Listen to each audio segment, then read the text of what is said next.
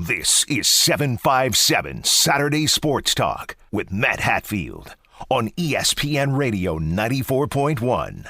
Back here on 757 Saturday Sports Talk on ESPN Radio 94.1. Matt Hatfield here with you. At this time, we're joined by a special guest. She's part of the broadcast team with Westwood 1, bringing you the Super Bowl coverage tomorrow right here on ESPN Radio 94.1 with Kevin Harlan, the Hall of Famer Kurt Warner, and one of the sideline reporters alongside the former All-Pro offensive lineman Tony Biselli. We got Laura Okmin with us here. Laura, thank you for making some time for us. Hi, Matthew. My pleasure. Thanks for having me. How's the weather down there in the Sunshine State treating you? Well, under the heading of 2020, even though it's 2021, I am actually not even getting to Tampa till tomorrow because everything we've been doing has been virtual all week. So under the heading of yet another crazy week to this crazy year, I will be getting there tomorrow and looking forward to it. Gotcha. But it's virtual. I mean, it's been crazy. Sure. Now, there was a story in The Athletic this week documenting the bond that you and Jason Pierre-Paul have over shared trauma. If you could share with the audience some of that for those who are unfamiliar and just how remarkable it is that JPP, the lone Pro Bowl selection on this Bucs team, followed up a terrific regular season with arguably an even better playoff run. Yeah, it's just he's so incredible and so inspirational, not just after, really destroying his hand in 2015 on the 4th of July when a firework blew up in his hand. So he has been overcoming that, losing a finger, losing part of another finger, and really having to completely figure out how to do his job a different way. But also before the 2019 season, got into a car wreck, had a fractured vertebrae. So Jason Pierre-Paul has gone through a lot. And so to be at a Pro Bowl level, to be playing in a Super Bowl, another Super Bowl, has been pretty magnificent and pretty meaningful to him. And I'm really fortunate. My game that I had in 2015, it happened to be the game that Jason was making his return. And I didn't know him. And I knew that I was going to I knew a big part of my day for the game was going to be talking about how he was overcoming and how he was changing his game. And I was warned he doesn't do a lot of talking, kind of to himself, and wasn't really yet opening up about what happened. And it was right. He walked into the room, and I watched him right away take his right hand and put it under the desk. So I couldn't even look at it while we were talking. And he didn't say anything emotional or anything feeling-wise. He just told us what had happened. And then I followed him out of the room, and I did something that normally you don't do as a reporter. Normally I didn't do back then. I just said, can I share something with you? And I had lost a finger, or most of my finger, when I was a little girl, and I had never talked about it, and I was always very embarrassed of it, and went my whole life trying to hide it. And so I was very aware when he put his hand under the table what he was doing, because that was my life, even though it's hard for me to even say that because one finger is not comparable to what he had gone through with his hand. But I showed him my finger, and we started talking about it and started talking about the embarrassment of it and hiding it, and not just about how he was going to change the way he played football, but how he was struggling buttoning his shirt and buttoning his jeans and all the things that was changing in his life. And I had covered him a lot that year after that connection outside. And we went from talking about the fear he had, would he ever play at any, at a good level again, let alone the Pro Bowl level, and how was he going to do it, to him learning from that finger and teaching from that finger and being really proud of it and showing it to people. And I just know at the very beginning, after that first game that we had together, we had our secret handshake. And whenever we saw each other, we would always flip each other off with our bad fingers. And it was very awkward for people who did not know what we were doing. It was very unprofessional. But it went from just kind of this secret little handshake to, after the NFC Championship game this year, I took a picture of Jason and I that we took in 2016. We just took a selfie together and we flipped off the camera. And I, in a million years, never thought I would post it. I never thought I would show my finger. But I posted it and had a few reporters reach out to ask if they could do the story, including Lindsey Jones from The Athletic. And it's incredible because I was so, I couldn't believe I was talking about it, and I couldn't believe I was going to show the finger. But Matthew, all week people have sent me pictures of the fingers and pictures of body parts that have been cut off, and Jason and I call our fingers our nubs. And so people, saying, I want to join the Nub Club. And it's been a week of incredible stories and incredible people saying that either they hadn't shown somebody and wanted to show it, or they were proud of it and wanted me to be proud of mine. And none of that would have happened if I hadn't met Jason Pierre-Paul and been inspired by him. So usually as a reporter, we're used to using somebody else's story to inspire other people. And in this case, I was really, really fortunate that it happened to be inspiring me. It's an amazing story. We're joined by one of the best in the business on the sideline. That is Laura Okmin, who will be working Westwood One's coverage of Super Bowl 55. It's 757 Saturday Sports Talk here on ESPN Radio 94.1. And one of the main cruxes of the job there, Laura, as you know, is as a sideline reporter telling us about injuries and the weather. How much do you see? And there's a myriad of players that have either missed practice, limited in practice this week, and so forth. How much do you see the health and availability of some of these players being a real determining factor in this ball game, as well as the weather with some rain potentially in the forecast? Let me start with the weather because that is my obsession as a reporter, because I need to know how it's going to affect the games, but also as a reporter who's going to be sitting outside in the elements. I have a professional personal rooting interest in weather constantly. And as of yesterday, I would have said to you it didn't look good. It looked like it was going to be rain constant from the morning, possible thunder showers, to rain the entire day and night. And I don't so much look at the rain because it's what I've always learned over the years is unless it's a torrential downpour, the rain, there's neither team is going to have an advantage. They're both dealing with the same rain, and there's not much you can do about it. Right. You assume maybe if it's harder rain, then we know we're going to see more of a running game. But the wind is always where I look, and usually what coaches or kickers will always say to me is if it's a double-digit wind, it makes a difference. So if it's anything below that, I don't start thinking it's going to affect the game. And it was looking like we were going to have some wind gusts of about 30 miles per hour, which is huge if there is some rain. But I say all of that to say a few minutes before I got on this call, I looked again, and as of now, that front, it is Florida, so that front moves constantly. And it looks now like we might have a dry Super Bowl. We might get rid of the rain in the morning. So that would be wonderful. And injury-wise, I think at this moment, knock on wood, because I want everyone healthy, but with the exception of the players who we already knew earlier this week or last week weren't going to be playing, as of now, there's nobody that is a game time that we are really hanging on. Antonio Brown has been limited in practice. And the guys who we have been going, okay, will they play? They are practicing even in a limited way, so we know they'll see some time. But as of now, knock on wood, between injuries and between recent injuries and between weather, it doesn't look like those two are going to have huge effects. Now, how does it affect the Chiefs? Because neither of their starting tackles are in the offensive line. Now, that's a different conversation, but they knew that already this week, so they've been practicing that. Okay, good deal. Last two for you, Laura, and I appreciate the time here. You've been speaking with the players and coaches on both sides. The Chiefs, we know they're the defending champs, but 5 of the last 6 playoff games, they've trailed by 9 or more. Is that a concern for Andy Reid and his bunch, or is he encouraged by the fact they scored 17 in that opening quarter back on November 29th in the game they held on to win 27-24 over the Bucs?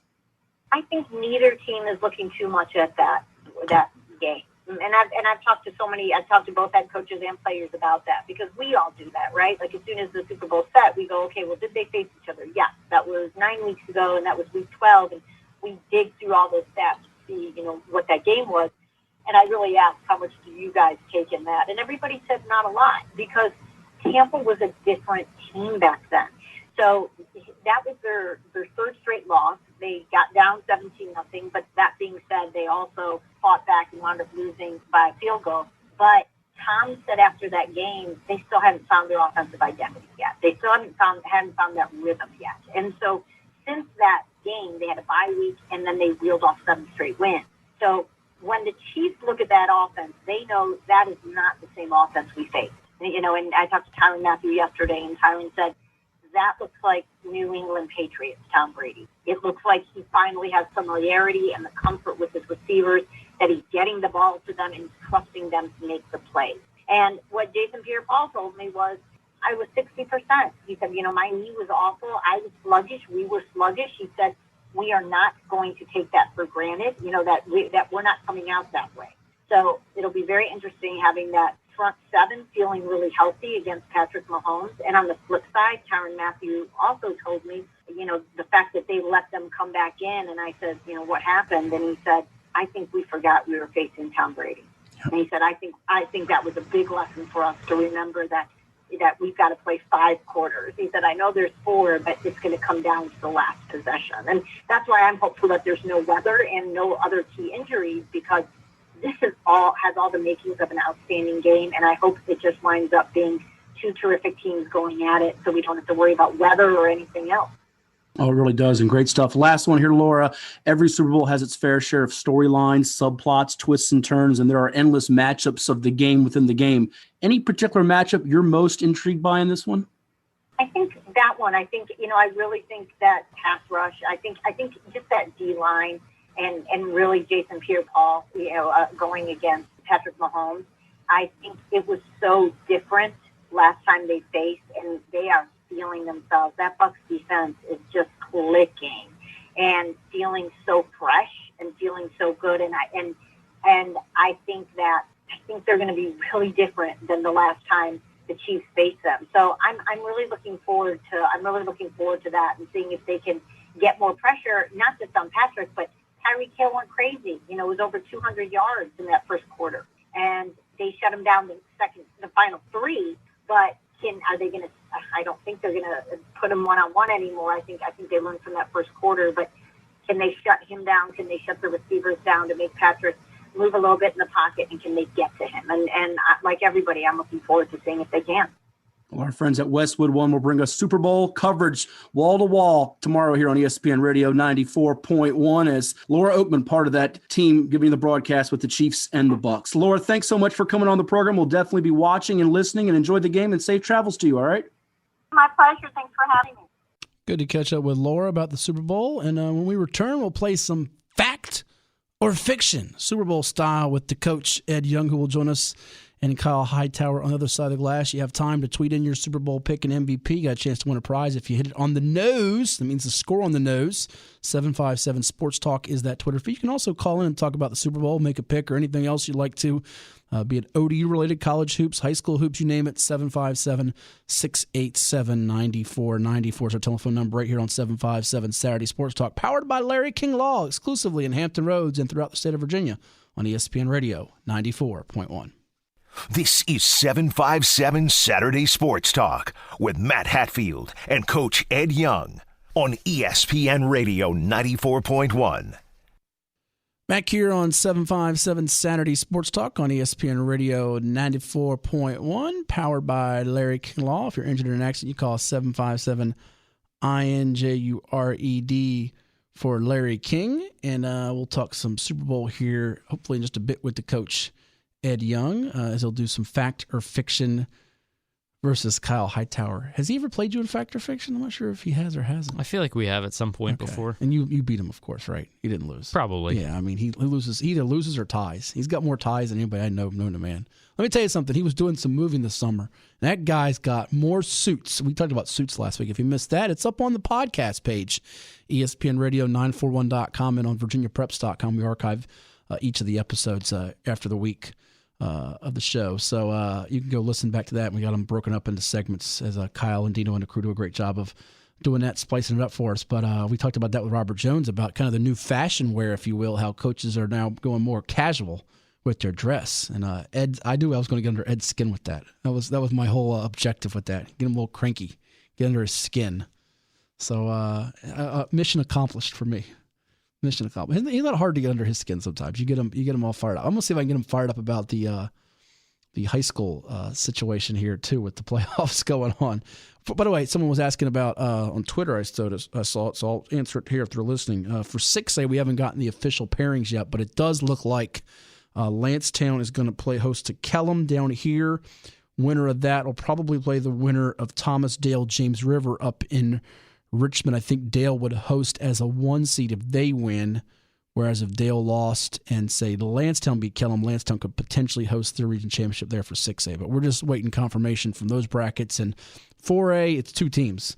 So I guess we'll find out after Grafton's result what in the world they're doing there as far as the 2 teams are going to host between the Packers and the Clippers to see who will take on. Now, for the state playoffs, you ask, how do you do in the state playoffs? This thing's very screwy. Well, what's going to happen is, on Tuesday the 16th, that's a week from this Tuesday, they're going to have state semifinals, and the Region A representatives, so the local teams of whatever mixture it is, in 4, 5, and 6 concerning the Hampton Roads area, will host the Richmond area, if you will, for lack of a better terminology here, the Region B champion in the state semifinals. However, whoever comes out of the 7-5-7, if they're to make it to a state championship game, whoever that might be, they're going to have to play at the C or D, Region C or D champion. So break that down for you in a nutshell. That means the winners from here, if they make it to a state championship, are going to be playing state championship games 2 weeks from today on Saturday, February the 20th at night at 7 o'clock, all of them at 7 o'clock. We used to have them all at VCU, but not with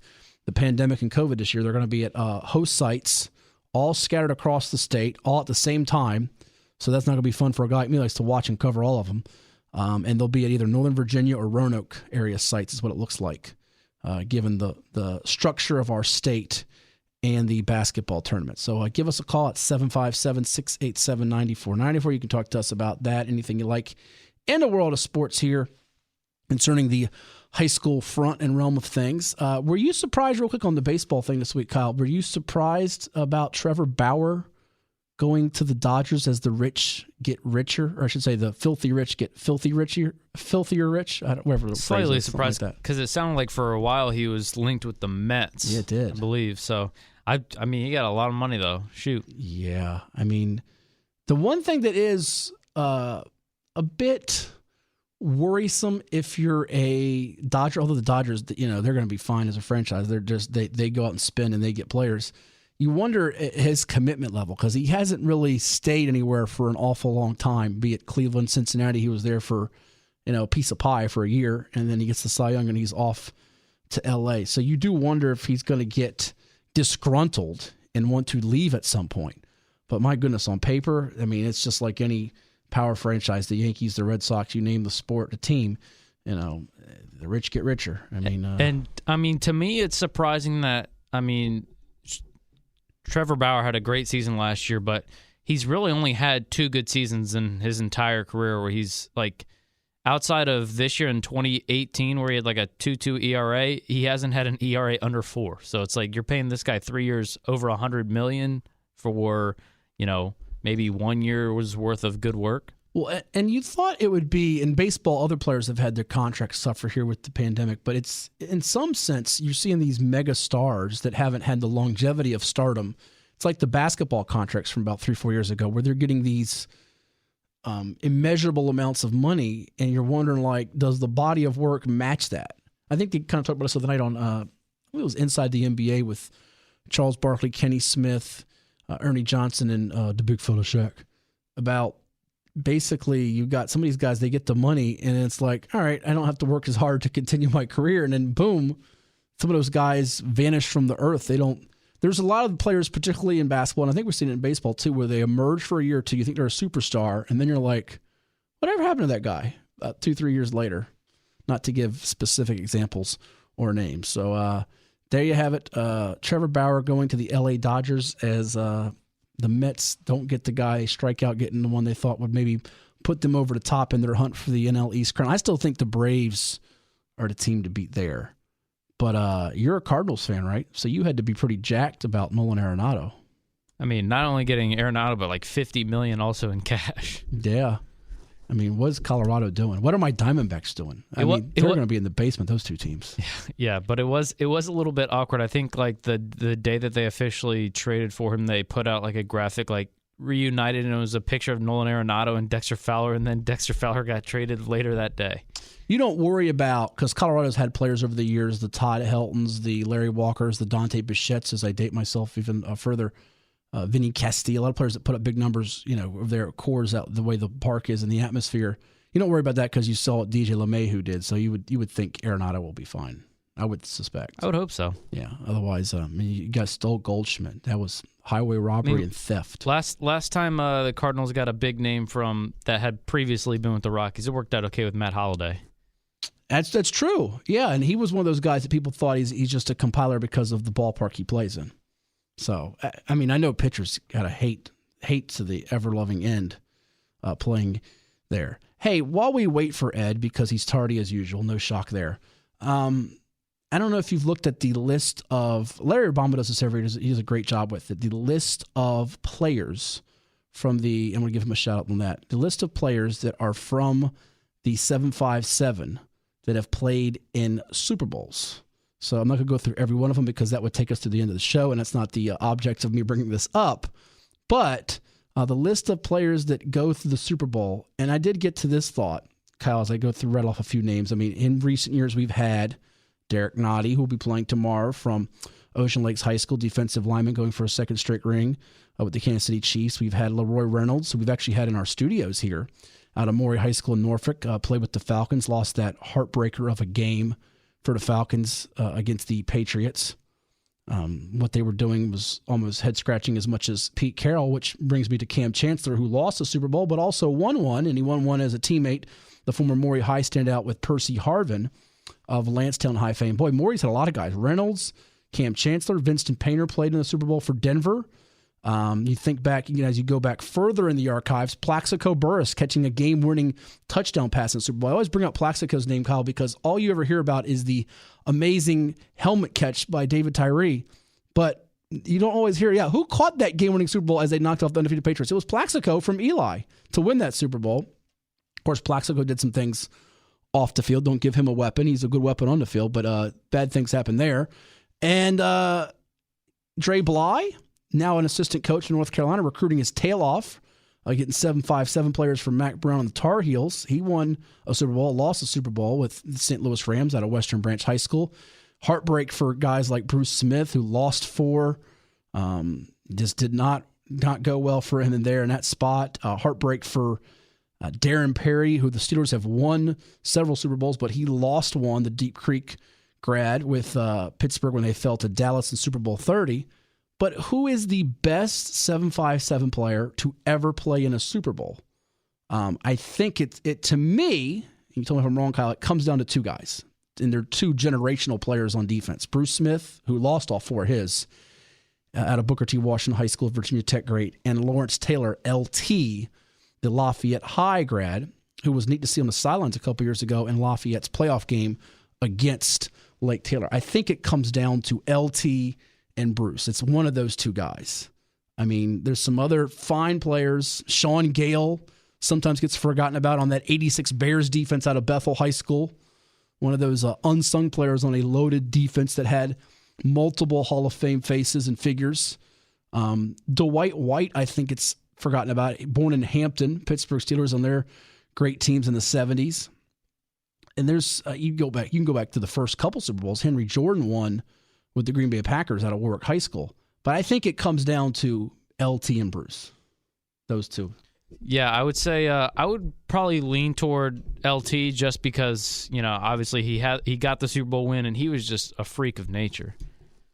Also, we had a caller calling. I'm not sure if you had it on the list or whatever, but they mentioned Gerard Mayo being in the Super Bowl. Gerard Mayo, Kickintan High School, who, by the way, was a finalist for, was it the Eagles? I think he was a finalist for the Eagles Eagles job. had, I think they interviewed him.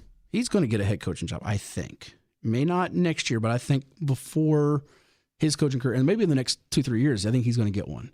And there's some other guys that played from here that lost that were, heartbreaking. You thought of the guy from Tab High School. We had him on after Don Shula's death, Terry Kirby. He fell in a Super Bowl with the Raiders out of Tab High School. One of his Tab teammates, Chris Slade, lost the Super Bowl with the Patriots to Brett Favre and the Packers. So we generally, every year, we usually, even though he didn't play high school ball here, Dietrich Weiss, who we talked with here on ESPN Radio 94.1, his dad coached Norcom. He's from Suffolk or Portsmouth. I believe he's from Suffolk. He played for that New England Patriots team that won the Super Bowl just a couple years back against the Rams. So it seems like every year we've got someone from Hampton Roads. In fact, according to this list from Larry, the last year we haven't had one, you know when it was? 2013. So we got a string there from 2014 to 2021. That's 8 straight years. Who was in the 2013 Super Bowl? What was that? 2013.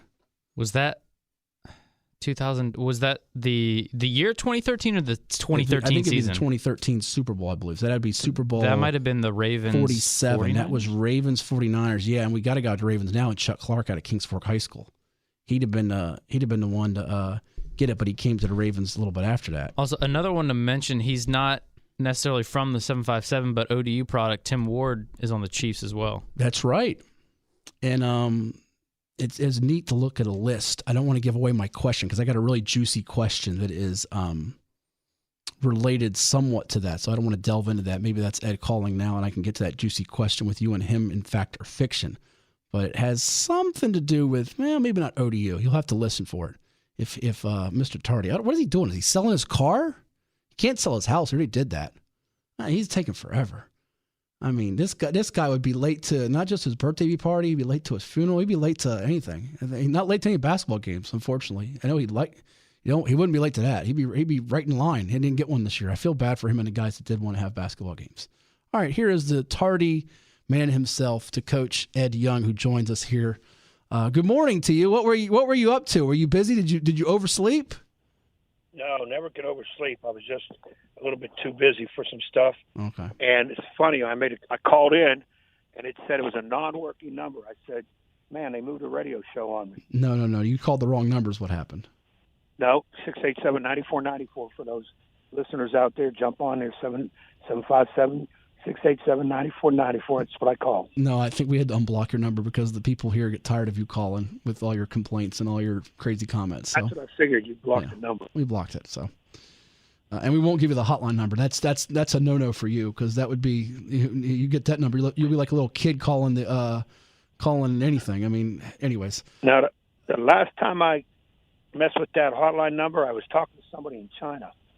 Yeah, and that's why we had all the alarms go off in the building. So. Right, I'm not.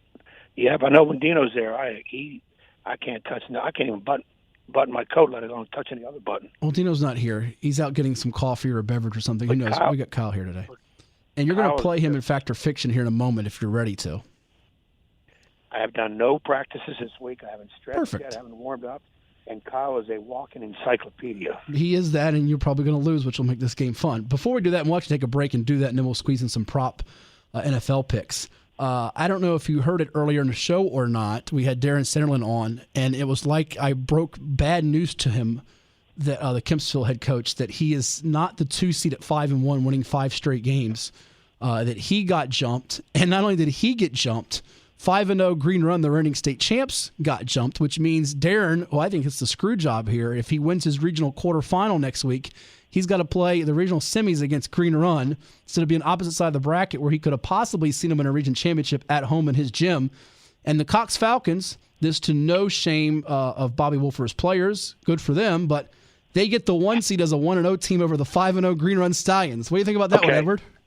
Now, no, I know your tricks. You're trying to get me to go off, and I've already gone off on the governor yesterday. Oh, I want to hear that one. I'm being under surveillance now I didn't threaten the governor, but I called him some names that I probably shouldn't have. Now, I need to know what's the reason behind 1-0 over 5-0. I'll be glad to read you what was sent to me directly this morning from the region chair, who had not informed Coach Sanderlin, his AD, in fact, by the way, before he came on the show. So it was like passing on something he didn't know, which, I was unfortunate I had to do that during the interview. They sent us the standings, which we posted on our 757 Sports Talk Twitter feeds, and you can go check it out online. And we were told, for your reference, the region did not establish a minimum number of games that teams needed to play this year in order to compete in the tournament. Due to a tie in power ratings, the tie-breaking procedures outlined in the Region 5A handbook ended in a lot draw.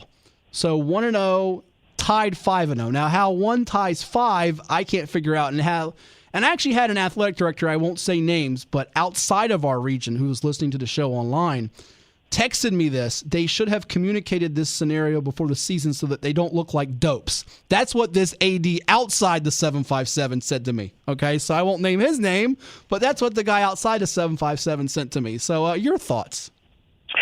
Okay, I don't want to call anybody dope because I didn't. That's what he said, but go ahead. No, I know. That's what he's an AD. He can say that. He can say that.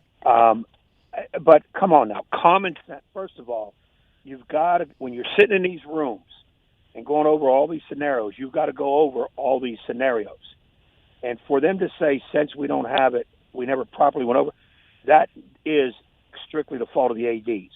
You have to go over every scenario. Now, I want to know what person out there says, I can live with 1-0 over 5-0. I don't think there's a person out there that's going to say that's fair. Now, it's no fault of Cox playing one game. No. That was the only opportunity. So that's no fault of them. Like Correct. we said, I'm not sitting here saying Green runs better than Cox. Cox doesn't deserve.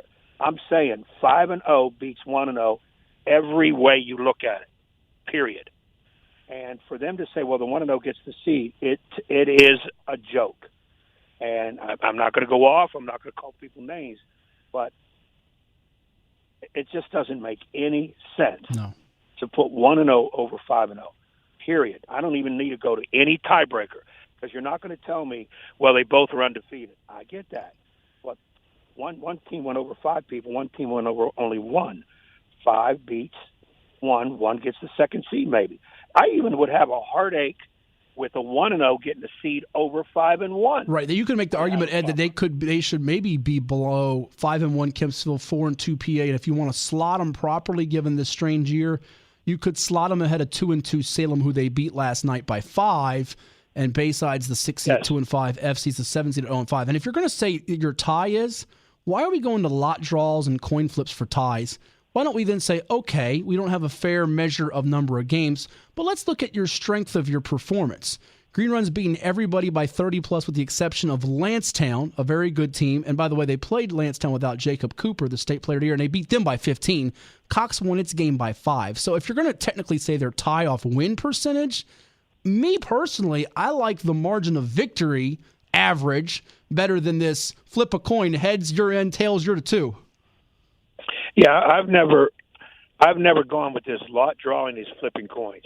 I just haven't. When people say it's not that big of a deal, if you're good, you'll have to beat a strong team anyway. That's when I always throw my famous statement. Okay, so if it's not a big of a deal, then let me get the higher seed right now. All of a sudden now it's a bigger deal. Yes, it is. And, okay, theoretically, what would they have done, and I think this happened in the state, if you were 0-0, 0-0, and you're going to regionals. Since you're undefeated, you get a number 1 seed? Yeah. You see what okay, come on, Ed, that's stupid because they haven't won yet. But okay, but they're going with the loss column. They're undefeated. So since they haven't played, let's put them at number 1. No, where would you put that team? Last seed in. Well, no question about it. Since you bring that up, and we don't have enough time to go in depth on this, unfortunately, but there are some teams in our state, boys and girls, who have not played a game, who have been granted permission to play in next week's region basketball tournaments.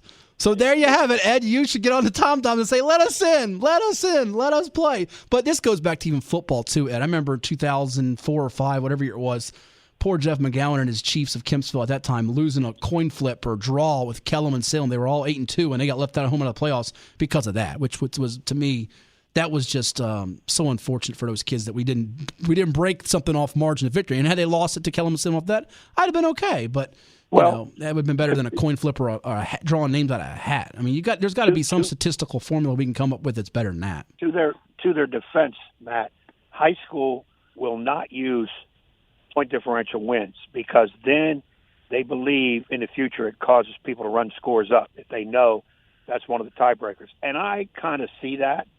I can kind of see that you don't want to do that, so you'd have to use some other statistical category. I kind of like what football has done over the years. You look at your opponent's records.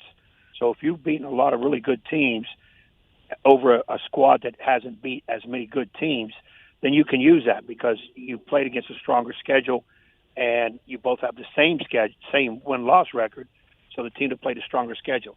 But that idea of, well, we beat people by 30 points, you've only beaten people by 20 points, will lead people down the road to say, one of the tiebreakers is beat people. So that's going to possibly allow some people, you know how some coaches are, to run it up so that they cover that potential tiebreaker. So I can see their point on that one. But I'm just saying, if you go around and ask anybody, even somebody who don't know any sports, hey, what's a better record, 5-0 or 1-0? I can't see anybody saying 1-0. I just don't see it. No, I'm with you. We'll come back, do Fact or Fiction, and do some picks right here on the Super Bowl with the coach, Ed Young. I'm Matt Hatfield, Kyle Hightower, too. Hey, hold on. Before you leave, give me the questions so I can do some homework. I'm not doing that. Pipe down. We'll take a break, and you take a break. We're coming back with more, and the grumpy coach. He'll be cheery before it's all over, though. He won't be grumpy on ESPN Radio. Cannot work under these conditions. 94.1. This is 757 Saturday Sports Talk with Matt Hatfield and Coach Ed Young on ESPN Radio 94.1. All right, here we go, folks. Time for some fact or fiction Super Bowl 55 style here with Ed Young versus Kyle Hightower. And the way this works is Kyle's going to get more points so that he beats Ed, and I can laugh at Ed for the rest of the show. No, in all seriousness, this is how it works. You get 1 point for each correct answer. We do 5 questions plus a bonus point worth 2 at the end. So there you have it. Kyle, should we let Ed go first since I give him such a hard time? He needs all the help he can get, right? Yeah, let's let him go first. All right, Ed. Since I'm gonna be nice to you today for a change. For about 5 minutes, and I'll be mean again. All right. Question number 1, Edward. Tampa Bay's Dexter Jackson, who was the MVP of Super Bowl 37 in 2003, is the lone safety to be named MVP of a Super Bowl. Is that a fact or is that fiction? Fiction. Ed says fiction. Kyle, Tampa Bay's Dexter Jackson, MVP of Super Bowl 37, the lone safety to be named an MVP of a Super Bowl. Do you agree with Ed it is fiction, or do you think it is a fact? No cheating, no looking it up there on a computer. I'm trying to think. You can think, but you can't cheat. I'm also going to say fiction. They both say fiction, and guess what? They're both right because Jake Scott back in 1973... Yeah, I remember that. No, you don't. He was MVP of Super Bowl 7. So give a point to Kyle, give a point to Ed, and Kyle's up first for question number 2. Kyle, if Leonard Fournette scores a touchdown tomorrow, he'll become just the 3rd player, along with Larry Fitzgerald and Terrell Davis, to score a touchdown in 4 straight games of the same postseason. Is that a fact or no, it's fiction? I think you purposely put in Larry Fitzgerald in there because it's true. We shall see. Ed, do you agree that Leonard Fournette? It's a fact. I don't need to read it to you. Boy, you guys know me too well. It is a fact. Ding! I thought I might try to fool you up and make you think the other way in reverse psychology. No. I'm going to be honest. One of the announcers somewhere this week, I heard that. They mentioned that. Oh, did you? Okay. Yeah. Maybe he's a dark horse for the MVP, Leonard Fournette. Never know. Could be. Question 3, Ed, you're up and you're tied at 2 apiece. Question number 3.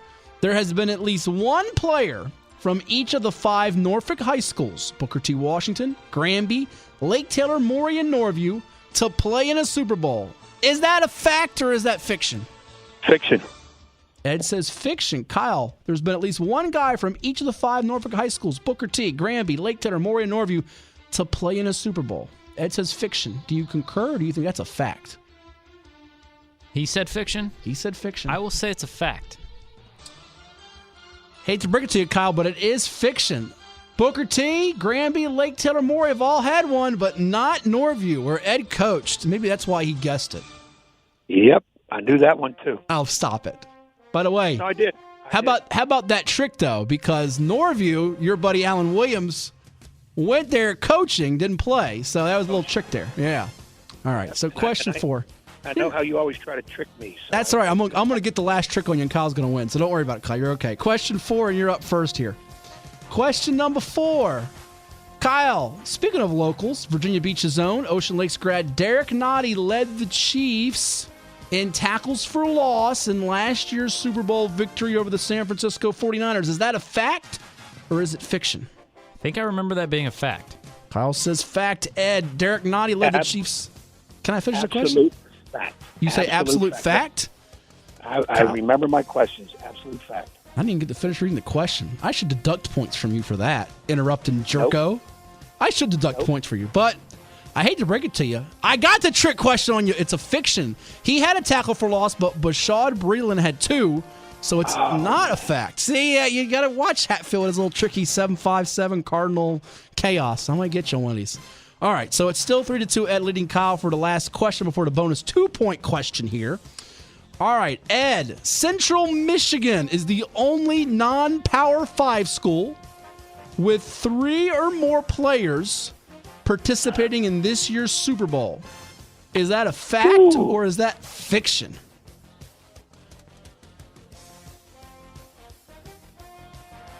Wow, that one I have no clue. That's a great one. You still got a chance, Kyle. He has no clue. We need a guess. I'm going to say You can't look that up in this amount of time. faction. A faction. Give me both answers. You said faction? That's not a guess. Or do you want fict? You want Minus fict 2 or points. faction? Yeah, -2. He guessed faction, and the next guess is going to be fict. Pick something. Hey, I teach school. Most kids put both answers for true and false. Did they really? Yes. I teach in high school kids. Have you really gotten that on a test? Be honest. Absolutely. They Oh, mark boy. them both. So you just mark it wrong, of course, right? Well, I got to ask them, okay, give me your reasoning. Then if it's good reasoning to pick one of them, then I'll give it to them. Well, some of the things you let me- say can let be me go. true and false, but go ahead. You know what? I'm going to go fact on this. You're going to go fact. Is that your final I'm gonna answer? Go fact on that. All right. Yep, final answer. Final answer. Kyle, Central Michigan is the only non-Power 5 school with 3 or more players participating in this year's Super Bowl. Do you agree with Ed it's a fact, or do you think it's fiction? I think I've got to go against him because I gotta make up some ground, so I'm going with fiction. Tough to chase. LSU's got 6. Michigan, Clemson, Iowa's got 4. Then these schools have 3. Texas A&M, Mississippi State, Minnesota, Penn State, Nebraska, and the Chippewas. So it is a fact. So Ed takes a 4-2 lead, but that gives you a chance here, Kyle, to tie him up. And in order to tie him up, we got to make sure Ed goes first, because if he goes second, he can just agree with you and you lose the game. So, Ed, here is the bonus question. The bonus question. There have been more field goals made from 50 yards or longer in the Super Bowl than there have been field goals missed from 50 yards or longer in the Super Bowl. Wow. Is that a fact or is that fiction? That is a question for the ages, and I'm leaning. And again, I think somebody talked about this week, and I didn't pay attention to the answer. Shame on you. I should deduct points again. Fact. You say it is a fact that there have been more from 50-plus made than missed. Kyle, you know what you have to do in order to have a tie. Do you think it's true that there's been more from 50 made than missed, like Ed, or do you think it's false? There's no way there's been more made than missed. I'm going No with false. way. I'm Are going you false. sure about that? I'm going fiction. There have been 5 field goals made from 50-plus yards. There have been 8 missed. So it is fiction, and Kyle gets his tie, and Ed, you are denied victory at the buzzer. Son You don't of get a gun. loss. I missed one. Yep, 5 missed made. one. I could give you bonus points, by the way, if you can name the guys that made the 50-plus ones. We're talking about Steve Christie. We're talking about Jeff Wilkins. And we're talking about Jason Elam.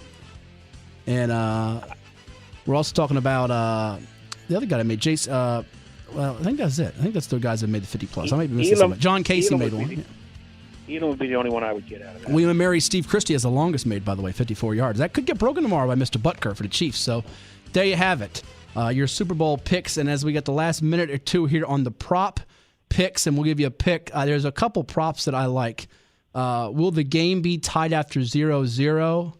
I think that will be a yes for sure on that deal. You can take will a team score 3 straight times? I think that's a no on the deal.